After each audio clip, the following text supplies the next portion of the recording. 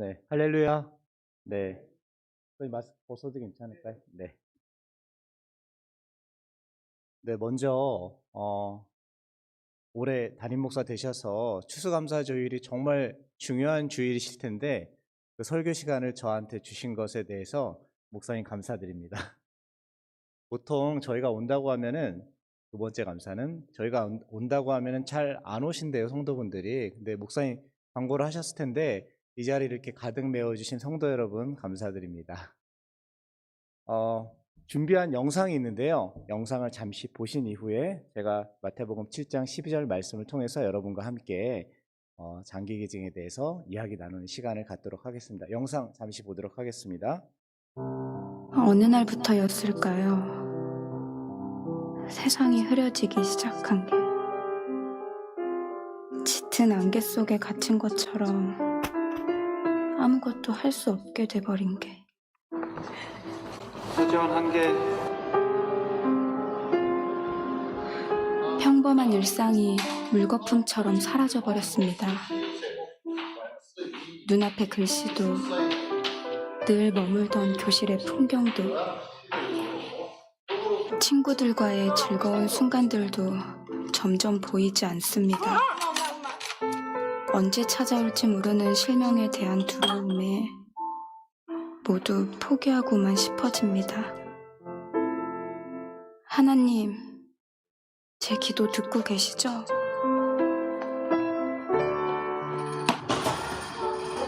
매일 오르던 계단이 친구들과 웃으며 걷던 복도가 이제는 곳곳에 깊은 상처를 남깁니다.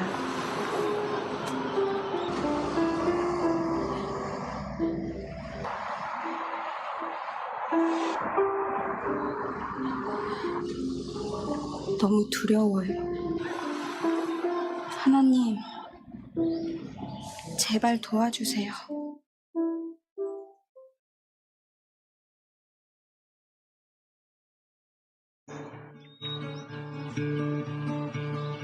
빛을 잃은 수많은 사람들 중에 저에게 찾아온 기적. 볼 수 있다는 것이 얼마나 감사한 일인지 이제야 깨닫습니다. 고맙습니다. 정말 고맙습니다.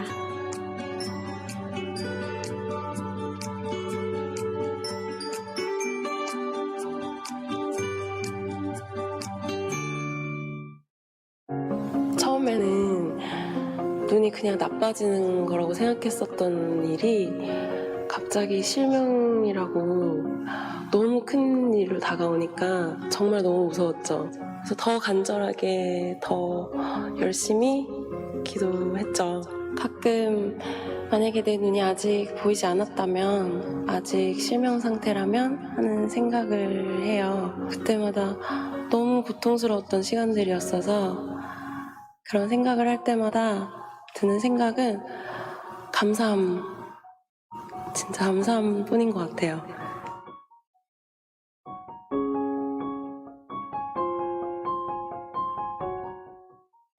뛰어간다고 일어나다가 엄마 나 머리 아파 하고 쓰러졌죠. 3일 있다가 뇌사에 빠지게 된 것입니다. 정말 세상이 무너지는 것 같고 그렇죠. 2000년 봄 9명의 성민이가 생겼습니다. 성민이는 이제 곁에 없지만 또 다른 성민이를 위해 오늘을 시작합니다. 다른 사람들한테 생명을 나눌 수 있는 게 최고의 선택이다. 다시 한번 결정하라고 하면 저는 기증을 해야 된다고 생각을 합니다. 아들이 장기 기증했듯이 가족들도 약속을 한 것이죠. 삶의 끝에서 만난 다른 이를 위한 약속. 누군가의 끝은 다른 이의 시작이 됩니다. 장기 기증은 생명을 살리고 사랑을 전하는 아름다운 약속입니다.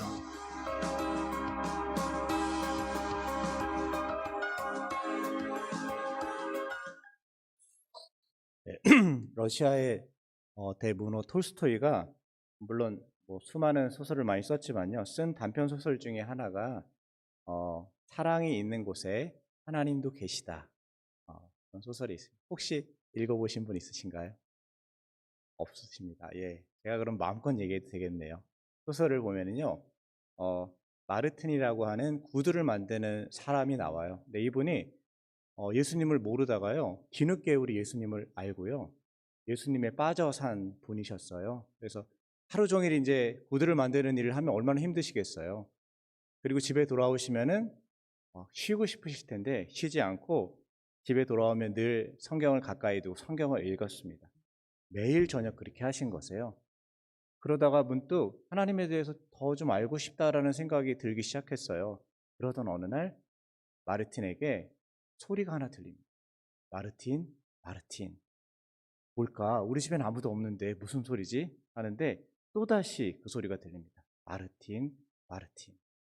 내가 내일 너에게 가겠다. 이런 소리가 들리는 거예요. 마르틴이 이건 틀림없이 우리 예수님이 나를 찾아온다는 이야기인 것 같다.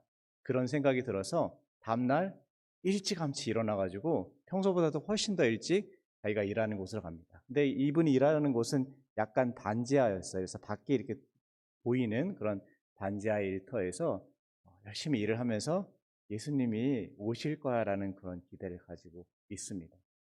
근데 정오가 다 돼도 우리 예수님이 오지를 않습니다. 그리고는 언제 오시지 하고 밖을 쳐다보니까 늙은 군인 한 분이 이렇게 청소를 하고 계신 거세요. 근데 추운 날씨에 러시아가 춥잖아요. 추운 날씨에 청소하시는 모습을 보니까 갑자기 좀 측은한 마음이 들어서 오시라고 해서 들어오셔서 따뜻한 난로에 이제 좋은 자리에 앉혀드리고 차를 한 잔 이렇게 잘 대접을 합니다. 그리고 이제 본인의 외투까지 벗어주면서 가시라고 하죠. 그러고도 시간이 지나도 예수님이 오시질 않습니다. 또 창밖을 보니까 아주머니 한 분이 아이를 안고 계신 거세요. 근데 그 모습이 또 마음이 가련한 거예요. 그래서 또 들어오시라고 해서 잘 대접을 해서 또 가시게 합니다. 거의 이제 끝날 때가 됐습니다. 일이 끝날 때가 돼가지고 도대체 예수님은 언제 오시는 걸까 하는 마음으로 밖을 보는데 막 시끄러운 거예요.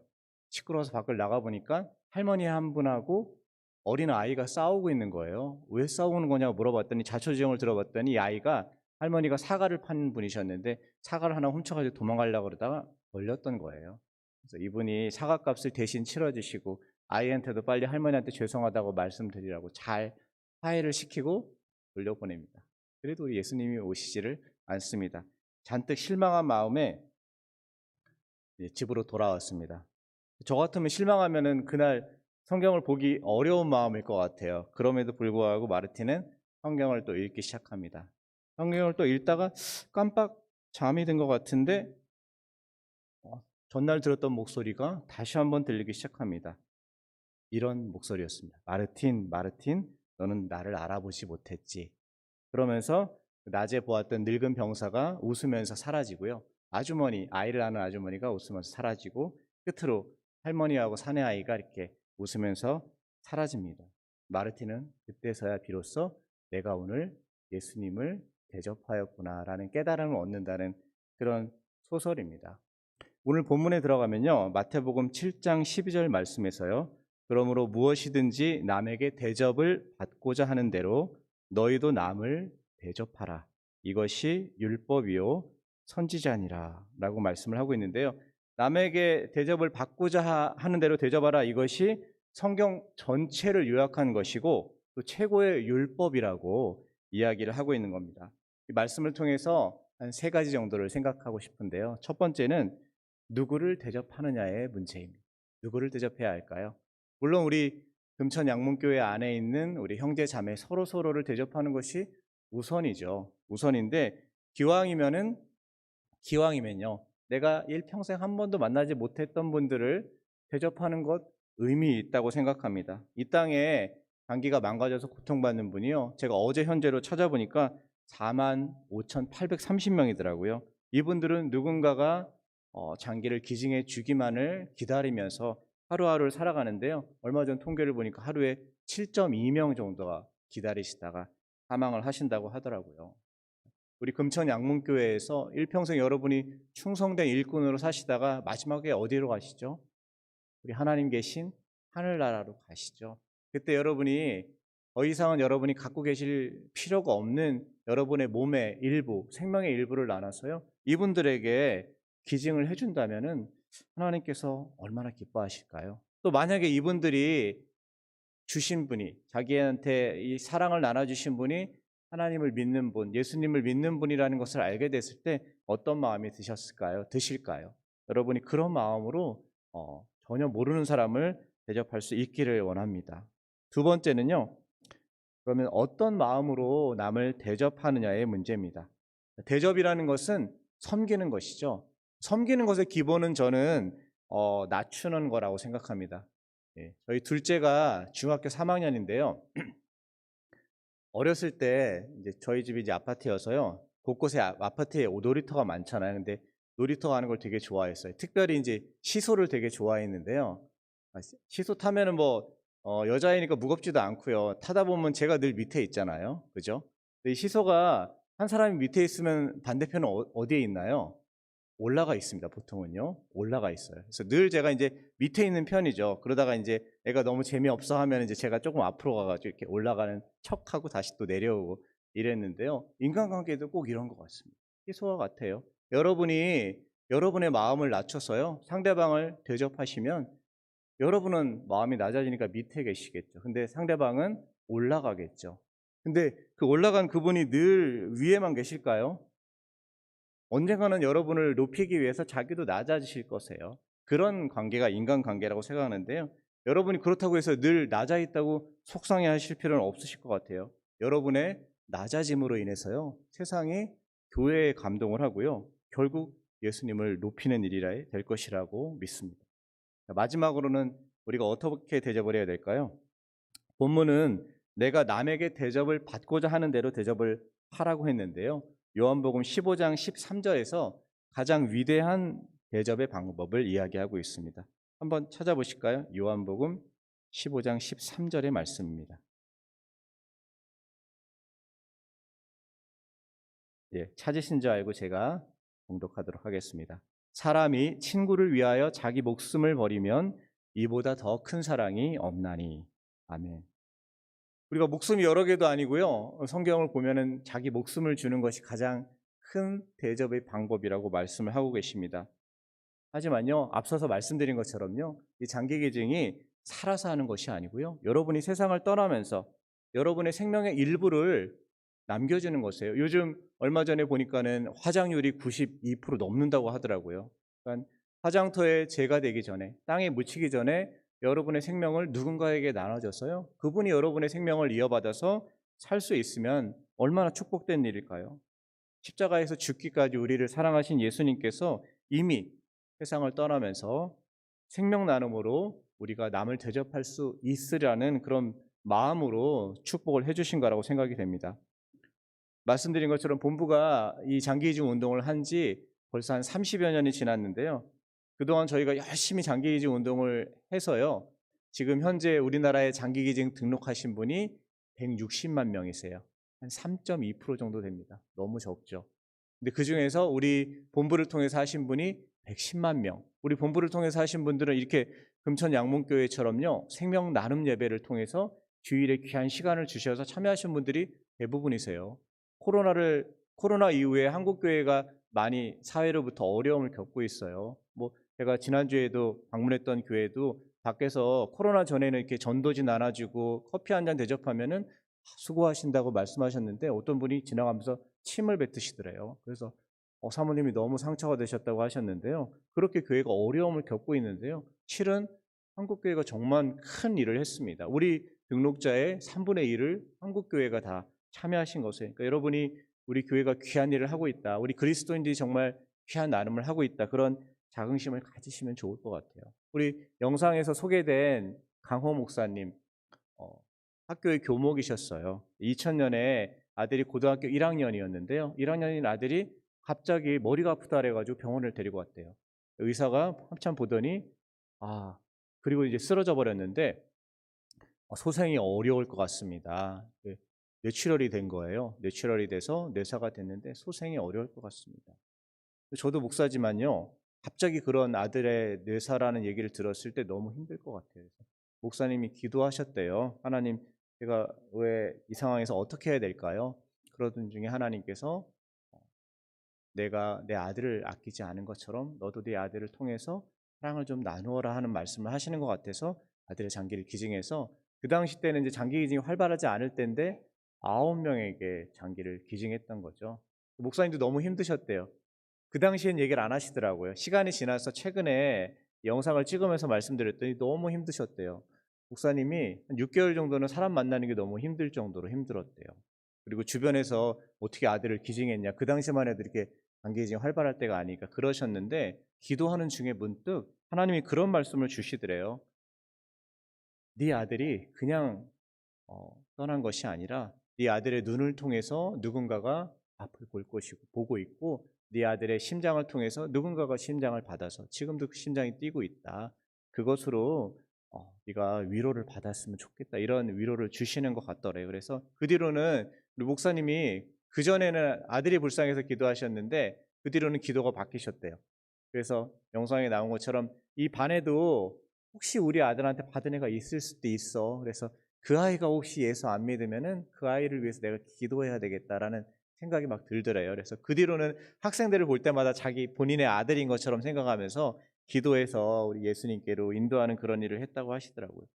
뇌사라는 것이 정말 어렵습니다. 우리 뇌사는요, 제 머리인데요, 제 머리에서 이 부분이 대뇌고요, 요 밑에 부분이 소뇌, 그리고 뇌간, 이렇게 세 가지로 구성이 되어 있는데요, 이게 완전히 정지된 것, 그러니까 더 이상 기능을 하지 못하는 것을 뇌사라고 합니다. 어떠한 치료를 해도 소상이 될 수 없고요. 길어야 2주 안에 심장이 멎어서 사망을 하게 되는데요. 그때 가족들이 어렵게 결단을 하시는 거죠. 어렵게 결단을 하시면은 장기를 기증해서 최대 9명에게 각막 2개, 신장 2, 폐 2, 췌장, 간장, 심장에서 9가지의 장기를 기증해서 9명의 생명을 살린다고 해서 전 세계적으로 이렇게 세이브 9, 9명의 생명을 살린다는 그런 캠페인도 하고 있습니다. 그래서 사실 장기 기증은 어려운 일입니다. 희박하고요. 뭐 누구나 다 기증할 수 있는 건 아니고요. 꼭 뇌사라는 죽음에서만 하실 수 있는 기증이거든요. 이런 말씀 드리니까 여러분이 뇌사로 떠나라 이런 말씀으로 오해하실 수 있는데, 그런 건 아니고요. 여러분이 축복된 삶을 잘 사시다가 하늘나라로 가시길 원하는데요, 만에 하나 하나님께서 뇌사라는 죽음으로 부르시면 그때는 기증을 하시면 좋겠다, 그런 말씀을 드리는 겁니다. 제가 몇 해 전에 광주에 사시는 한 목사님을 뵌 일이 있었어요. 그분은 살아서 신장을 주신 분이셨어요. 문진이라는 분이셨는데요. 합동 측의 목사님이셨어요. 근데 이분이 어떤 분이셨냐면, 모르는 사람을 위해서 신장 하나를 주신 분이세요. 이 신장이라는 게 신기해서요, 제 주먹만한 장기가 이 등 쪽에 2개가 달려 있어요. 근데 이게 평상시에는 잘 모르는데요, 이 기능이 완전히 망가지면은 아파서 조금 이상하다 해서 병원에 가면은 이제 혈액 투석이라는 치료를 받으셔야 됩니다. 이런 분들이 우리나라에 한 8만 명쯤 있어요. 근데 이 목사님은 전혀 알지도 못하는 분을 위해서 그냥 저희 본부를 통해서 신장 하나를 주신 분이셨어요. 이제 신장 하나를 주시면 남아있는 하나의 신장이 한 50%쯤 커지고요. 이 커진 신장이 이제 본인의 기능을 다하고, 또 받으신 분도 받으셔가지고 조금 커져서 기능을 다하는 그런 이제 놀라운 장기입니다. 신장이요. 2개 중에 하나를 줄 수 있는. 목사님을 찾아뵙고, 목사님 어떻게 이렇게 귀한 결정을 해주셨냐라고 말씀드렸더니 목사님께서 들려오신 답이 이거였어요. 제가 준 것이 아닙니다. 저는 하나님께 드렸고요, 하나님이 그분에게 주신 것이에요. 사연을 들어보니까 목사님이 신학교를 졸업하시자마자 개척을 하셨는데 서원을 하셨대요. 하나님께. 하나님, 제가 이제 교회를 개척하는데 성도를 사랑하는 마음으로 제가 신장 하나를 주고 싶습니다. 그 마음으로 개척을 하겠습니다라고 서원을 하셨는데, 목사님 너무 잘 아시겠지만 개척한 다음에 시간이 안 되셨던 거예요. 왜냐하면 한 달 정도를 입원하시고 이제 회복할 시간이 필요하셨는데, 초기에 교회 개척하신 다음에 전혀 여유가 안 되셨던 거예요. 그래서 20여 년이 지난 다음에 목사님이 문득 물론 계속 생각하셨겠지만 그때의 일이 생각나면서 더 늦으면 내가 못하겠다. 그래서 저희를 찾아오셔서 기증을 했던 거죠. 목사님이 이제 성도들한테도 쉬쉬하면서 오셨기 때문에 태어나시자마자 가서 설교를 하셔야 되셨어요. 수술하신 지 얼마 안 되신 목사님께서 설교하시니까 이 얼굴이 창백해지시면서 보는 성도들은 굉장히 은혜가 되셨던 것 같아요. 그래서 자초지종을 듣고, 우리 목사님이 그런 분을 위해서 신장 하나 주셨구나. 우리 성도들도 그러면은 헌금을 해서 그분한테 좀 도움을 주자.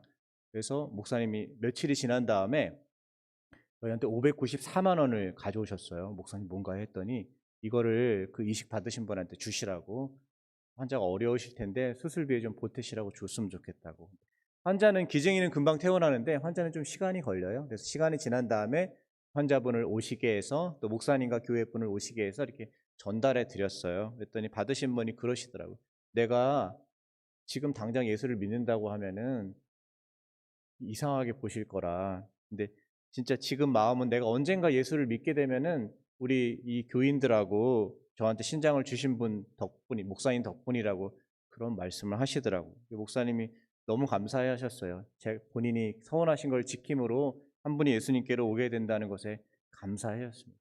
사실 살아서 주는 기준이 굉장히 어렵습니다. 살아서 신장도 줄 수가 있고요. 그 다음에 헌혈도 많이 해보셨을 텐데 헌혈도 사실 살아서 주는 겁니다. 그 다음에 간의 일부도 이렇게 주실 수가 있는데 아무튼 굉장히 어려워서 저희는 남을 위해서 주는 거는 어렵다라고 얘기를 하고 있고요. 가족끼리 주자 하는 그런 운동을 하고 있어요. 가족끼리만 주어도 한 3분의 2는 해결이 된다고 해요. 가족끼리도 잘 안 준다고 하는데 저희가 사실 조사를 좀 해본 게 있어요. 조사를 해봤더니 부부 사이에도 잘 안 주신다고 하시더라고요. 남편이 잘 안 주신대요. 부인은 잘 주시는데.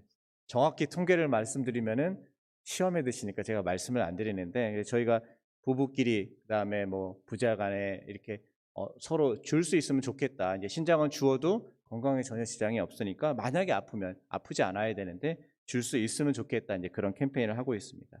마지막으로 영상 처음에 우리 서지원 양이 나오는데요. 우리 지원 양은 어렸을 때부터 제 눈동자 앞에 있는 검은 눈동자 앞에 있는 막이 있어요. 잘 안 보이시죠? 예, 투명한 막이 있습니다. 여러분 다 있습니다. 각막이라고 하는데요. 두께가 한 1mm 정도 되고요. 직경이 한 10mm 정도 되는 각막이라는 것인데 이 기능이 빛을 받아들여서 시신경이라는 곳에 전달해서 상이 맺히게 하는 거예요. 근데 이게 주로 후천적인 이유 때문에 손상이 되거나 우리 지원 양은 각막이 이렇게 돌출되는 두꺼워지면서 돌출이 돼요. 그러면 상이 제대로 맺히지 않아서 앞을 볼 수가 없게 되는 거죠. 어렸을 때부터 계속 그랬던 친구인데 사진을 유심히 보셨으면 동생이 많은 거 보이셨을 거예요. 동생이 5명이나 됐어요. 본인 포함해서 아이가 6명. 아버지가 개척교회 목사님. 얘기를 할 수가 없었던 거예요. 아픈 거에 대해서. 그러다가 고등학교 1학년쯤 됐는데 정말 아무것도 안 보이는 그 순간까지 온 거예요. 그제서야 이제 엄마한테 얘기를 했고 엄마가 저희한테 도움을 청하셔서 저희가 부랴부랴 어렵게 이제 기증인을 찾아드렸고요. 그 다음에 수술비도 저희가 모금을 해서 이식을 받았어요. 지금 이제 시간이 흘렀죠. 시간이 흘러서 대학도 졸업하고 거제도라는 섬 아시죠? 거제도라는 섬에서 사회복지사로 남을 이렇게 돕는 그런 일을 하고 있어요. 이분이 이제 저희가 좀 영상을 찍는다고 부탁을 드렸더니 급히 올라오셔서 뭐 인터뷰도 해주시고 하시는 거예요. 근데 그런 중에 그 말씀을 하시더라고요. 감사하다는 말씀 들으셨겠지만 그 이후에 우리 가족이 변화가 됐다. 우리 가족이 변화가 됐고 나도 살아가는 것에 대한 가치관이 바뀌었다. 그래서 정말 남을 위해 살아야 되겠다는 그런 마음이 들었다. 나를 주신 분을 위해서 그 보답하는 것은 내가 남을 위해 사는 것이라 생각이 들었다. 우리 가족 모두를 변화시켰다. 장기기증이 그런 얘기를 하시더라고요. 여러분이 세상을 떠나면서 주시는 것이요. 한 사람의 빛을 찾아주는 것만 아니고요. 그분의 가족을 살리는 것이라고 생각하시면 좋을 것 같습니다. 더군다나요. 여러분이 각막을 주셨는데 그분이 예수님을 믿지 않는 분이면요. 여러분이 각막만 주신 것이 아니세요. 예수님을 전하신 거고요. 그분은 구원을 받게 되실 줄로 믿습니다. 들어오실 때 아마 주보와 함께 서약서를 다 받으셨을 텐데 한번 꺼내주실 수 있으실까요? 이 장기기증 희망 등록서입니다. 여러분의 마음을 표현하신 거고요. 아무런 법적인 구속력이 없어요. 아니 추수감사주일 때 권사님이 서약하셨는데 왜 기증을 안 하셨냐? 저희가 끝까지 따지거나 이렇게 하지 않습니다. 걱정하실 필요 없으시고요. 거기 보시면 이제 중간에 기증 형태가 있는데요. 사후 각막이 있습니다. 각막 말씀드린 것처럼요. 우리 지원양처럼 각막 이식이 필요한 분을 위해서 돕는 거고요. 연세가 80이 넘지 않으시면은 기증이 가능하세요. 뭐 눈이 나빠도 상관없으시고요. 근시 난시 전혀 상관없으세요. 전염성 있는 질환이나 연세가 너무 많지만 않으시면은 가능하세요. 그래서 지난주에도 어느 교회 권사님 한 분이 세상을 떠나시면서 각막을 주셔서 80이셨는데요. 각막을 주셔서 두 분에게 빛을 찾아드린 일이 있었어요. 근데 그분의 유가족들이 그러시더라고요. 굉장히 좋아하시더라고요. 우리 어머님께서 80에 가셔서 너무 마음이 안 좋았는데 우리 어머님을 통해서 두 분이 어머님의 눈으로 계속 세상을 볼 수 있다는 것에 위로를 받는다고 말씀하시더라고요. 각막기증이 있고요. 인체 조직은 여러분 피부와 뼈 같은 그것도 기증을 하실 수가 있으세요. 역시 80이 넘지 않으신 분이 세상을 떠나시게 되면 기증하실 수 있는 거고요. 뇌사시 기증은 아까 말씀드린 것처럼 뇌사라는 죽음으로 세상을 떠날 때 이제 기증하는 겁니다. 생존시 기증은 가족끼리 주재하는 겁니다, 여러분. 그러니까 체크는 안 하셔도 좋고요. 여러분의 마음속으로 옆에 있는 여러분의 배우자나 여러분의 식구들을 바라보면서 당신이 혹시 아프면 내가 줄게, 그런 마음으로 함께 하시면 좋을 것 같습니다. 그 밑에 운전면허증에 장기기증 의사 표시를 원하십니까 돼 있는데 2007년부터는 면허증에 장기기증 인쇄를 해줍니다. 서약하신 분들한테요. 그래서 면허증 있는 분들은 예라고 체크를 하시면 좋을 것 같고요. 오른쪽에 후원 신청이 있어요. 저희는 이제 국가기관은 아니고요. 이 일을 하는 기독교 NGO예요. 그래서 여러분이 후원해 주시면 아까 우리 지원양처럼 수술비가 필요한 분을 돕기도 하고요. 또 혈액투석을 받아야 되는데 수술은 받기 어려워요. 기증자가 적기 때문에. 그분이 혈액투석을 잘 받을 수 있도록 제주도에 라파이집이라는 시설이 있어요. 그래서 그 일을 하는데도 여러분 사용하고 있으니까 여러분 형편이 되시는 대로 자유롭게 함께 해주시면 좋을 것 같습니다. 네, 그러면